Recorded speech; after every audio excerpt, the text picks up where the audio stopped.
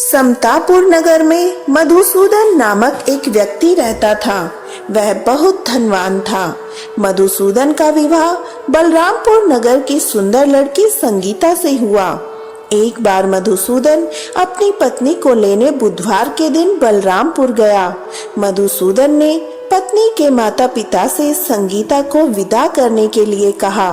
माता पिता बोले, बेटा आज बुधवार है, बुधवार को किसी भी शुभ कार्य के लिए यात्रा नहीं करते। लेकिन मधुसूदन नहीं माना। उसने ऐसी शुभ अशुभ की बातों को न मानने की कही।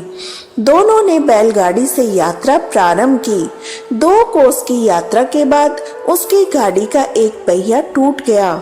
वहां से दोनों ने पैदल ही यात्रा शुरू की।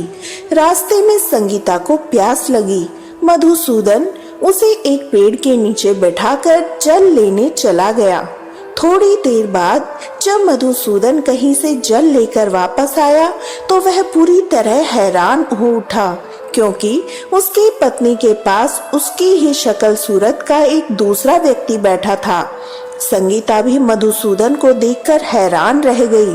वह दोनों में कोई अंतर नहीं कर पाई।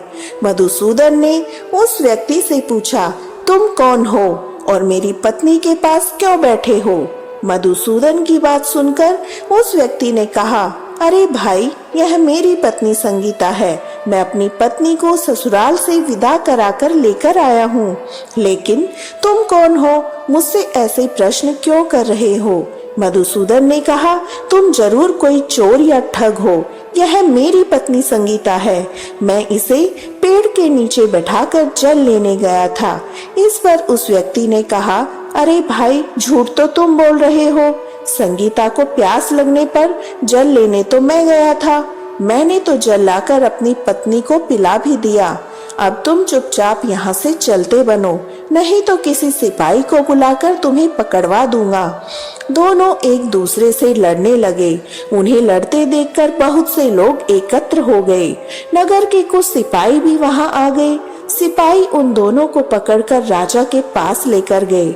सारी कहानी सुनकर राजा भी कोई निर्णय नहीं कर पाया। संगीता भी उन दोनों में से अपने वास्तविक पति को नहीं पहचान पा रही थी। राजा ने दोनों को कारागार में डाल देने के लिए कहा। राजा के फैसले पर असली मधुसूदन भयभीत हो उठा। तभी आकाशवाणी हुई, मधुसूदन, तूने संगीता के माता पिता की बात नहीं मानी और बुधवार के दिन अपनी पत्नी से ससुराल चलने को कहा। यह सब भगवान बुद्धदेव के प्रकोप से हो रहा है। मधुसूदन ने भगवान बुद्धदेव से प्रार्थना की, हे भगवान बुद्धदेव, मुझे क्षमा कर दीजिए। मुझसे बहुत बड़ी भूल हुई। भविष्य में अब कभी बुधवार के दिन यात्रा नहीं करूंगा। सदैव बुधवार को आपका व्रत किया करूंगा। मधुसूदन की प्रार्थना करने से भगवान बुद्धदेव ने उसे क्षमा कर दिया। तभी दूसरा व्यक्ति राजा के सामने गायब हो गया। राजा और दूसरे लोग इस चमत्कार को देखकर हैरान हो गए। भगवान बुद्धदेव की इस अनुकंपा से राजा ने मधुसूदन और उसकी पत्नी को सम्मान पूर्वक विदा किया। कुछ देर चलने पर रास्ते में उन्हें बैलगाड़ी मिल गई। बैलगाड़ी का टूटा पहिया भी ठीक हो गया। दोनों उसमें बैठकर समतापुर की ओर चल दिए। मधुसूदन और उसकी पत्नी संगीता दोनों बुधवार को व्रत करते हुए आनंद पूर्वक जीवन व्यतीत करने लगे। इस तरह भगवान बुद्धदेव की कृपा से उनके यहाँ खुशियाँ बरसने लगी। इस तरह जो स्त्री पुरुष विधिवत बुधवार का व्रत करके कथा सुनते हैं, भगवान बुद्धदेव उनके सभी कष्ट दूर करते हैं। बुद्धदेव महाराज की जय। जय श्री राधा। जय गणेश जय गणेश जय गणेश देवा। जय गणेश जय गणेश जय गणेश देवा। माता जाकी पार्वती पिता महादेवा। माता जाकी पार्वती पिता महादेवा। एक दंत दयावंत चार भुजाधारी। एक दंत दयावंत चार भुजाधारी।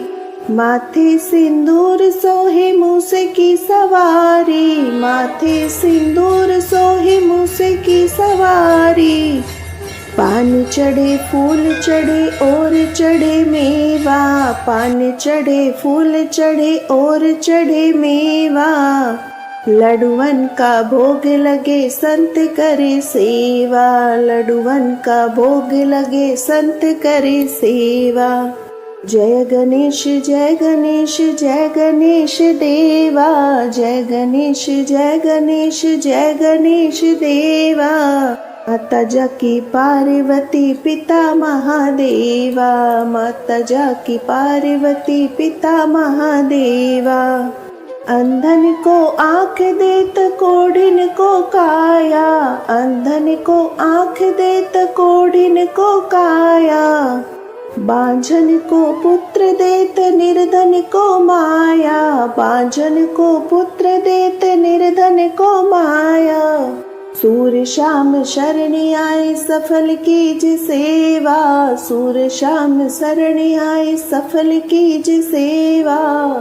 माता जाकी पार्वती पिता महादेवा, माता जाकी पार्वती पिता महादेवा। जय गणेश जय गणेश जय गणेश देवा, जय गणेश जय गणेश जय गणेश देवा।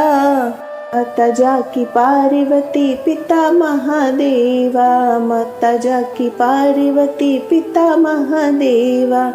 माता जाकी पार्वती पिता महादेवा, माता जाकी पार्वती पिता महादेवा।